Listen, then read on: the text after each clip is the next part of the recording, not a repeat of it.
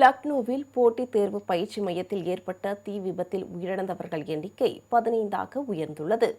உத்தரப்பிரதேச மாநிலம் லக்னோவில் உள்ள அலிகஞ்ச் பகுதியில் செயல்பட்டு வந்த பயிற்சி மையத்தில் திடீரென தீ விபத்து ஏற்பட்டது. 3 மாடி கட்டடத்தின் முதல் மாடியில் தீ கொழுந்துவிட்டு எரிந்தபோது அங்கிருந்து தப்பிப்பதற்காக கீழே குதித்ததில் பலர் படுகாயமடைந்தனர். தகவல் அறிந்து சம்பவ இடத்திற்கு விரைந்து வந்த தீயணைப்பு படை வீரர்கள் மற்றும் மாநில பேரிடர் மீட்பு படையினர் தீயை அணைத்து மீட்பு பணியில் ஈடுபட்டனர். மேலும் விபத்தில் சிக்கியவர்களை மீட்டு அருகில் உள்ள மருத்துவமனையில் சேர்த்தனர். இருப்பினும் இந்த விபத்தில் உயிரிழந்தவர்களின் எண்ணிக்கை 15ஆக உயர்ந்துள்ளது. மின்கசிவு காரணமாக இந்த விபத்து ஏற்பட்டுள்ளதாக முதல்கட்ட விசாரணையில் தெரியவந்துள்ளது. இதுகுறித்து காவல்துறையினர் வழக்கு பதிவு செய்து விசாரணை மேற்கொண்டு வருகின்றனர்.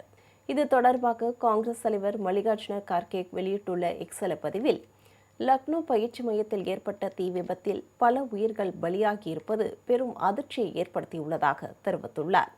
இந்த சோகமான நேரத்தில் தங்களின் அன்பிற்குரியவர்களை இழந்து தவிக்கும் குடும்பத்தினருக்கு ஆழ்ந்த இரங்கலை தெரிவித்துள்ளார். மேலும் பாதிக்கப்பட்ட குடும்பங்களுக்கும் காயமடைந்தவர்களுக்கும் அரசு மற்றும் மாவட்ட நிர்வாகம் உடனடியாக உரிய நிவாரண உதவிகளையும் தகுந்த இழப்பீட்டையும் விரைந்து வழங்க வேண்டும் என்றும் வலியுறுத்தியுள்ளார். மக்களவை எதிர்க்கட்சித் தலைவர் ராகுல் காந்தி வெளியிட்டுள்ள இரங்கல் செய்தியில், தீ விபத்தில் பலர் உயிரிழந்த செய்தி மிகுந்த மனவேதனை அளிப்பதாக கூறியுள்ளார். உயிரிழந்த அனைத்து குடும்பங்களுக்கும் ஆழ்ந்த இரங்கலை தெரிவித்துள்ள ராகுல் காந்தி, காயமடைந்தவர்கள் விரைவில் குணமடைய பிரார்த்திப்பதாக குறிப்பிட்டுள்ளார்.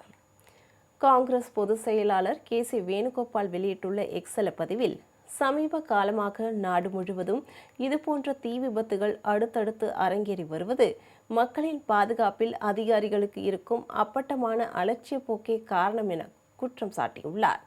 இதுபோன்ற விபத்துகளை வெறும் தற்செயலான நிகழ்வாக கடந்து செல்ல முடியாது என தெரிவித்துள்ள கே.சி. வேணுகோபால், இந்த கொடூர சம்பவத்திற்கு காரணமானவர்கள் மற்றும் விதி மீறல்களுக்கு துணை போன அதிகாரிகள் மீது உரிய விசாரணை நடத்தி கடுமையான நடவடிக்கை எடுக்க வேண்டும் என்று வலியுறுத்தியுள்ளார்.